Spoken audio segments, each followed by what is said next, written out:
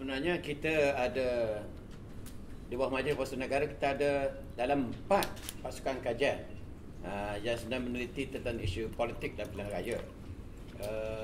Kita tahu satu daripada UIA di bawah yang diketuai oleh Profesor Said Arabi.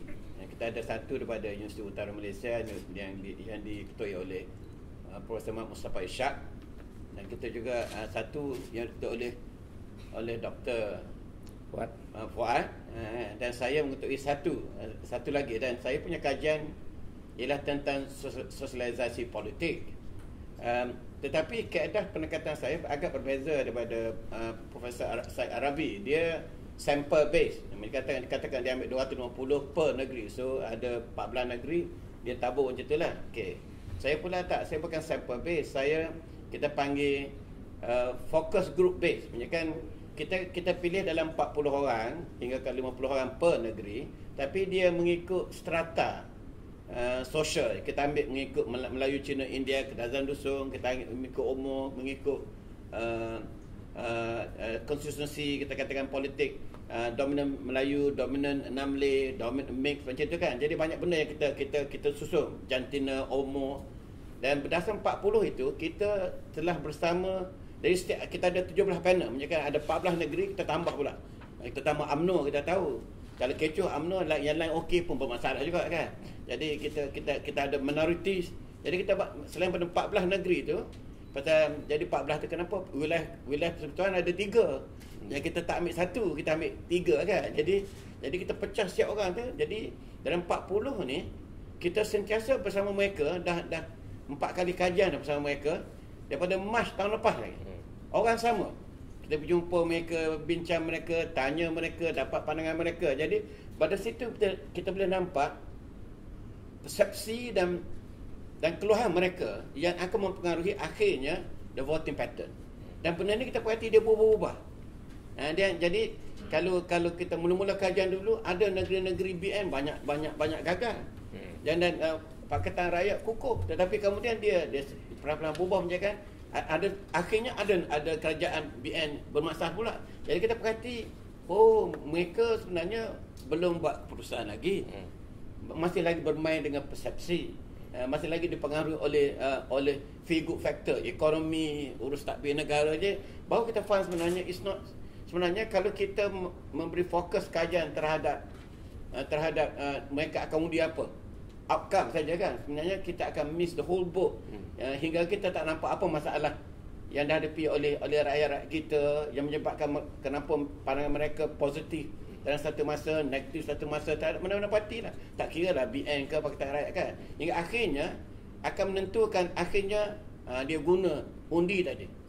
Dia undi tadi untuk mengambil atau menolak. Pasal rakyat Malaysia ni bukan boleh kena paksa dah. Dia membuat choices kan. Saya rasa ini benda-benda yang kita yakini dengan kita banyak kaedah. Ada yang guna sampel besar.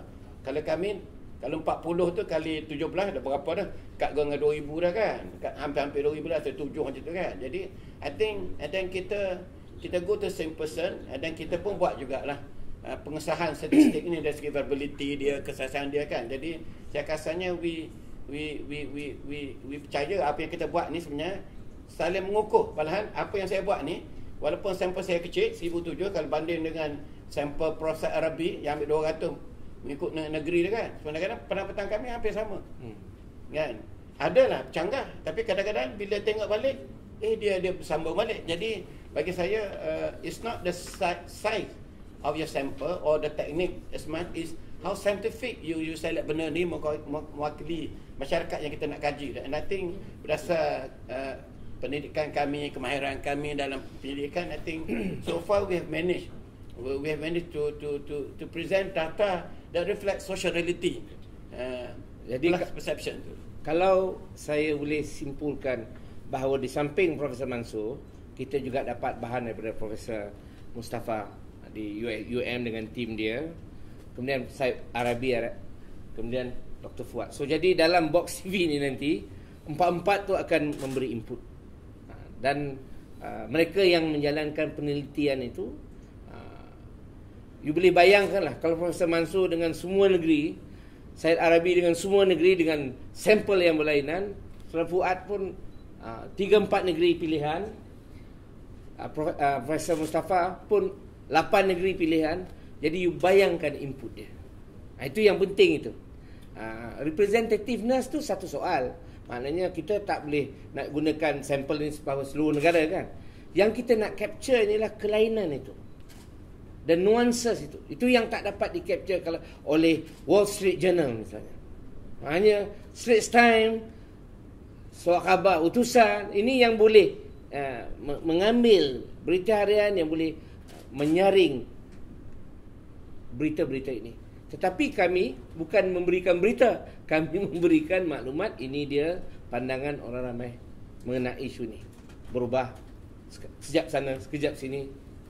Macam kita lah. Kita punya pandangan berubah-ubah.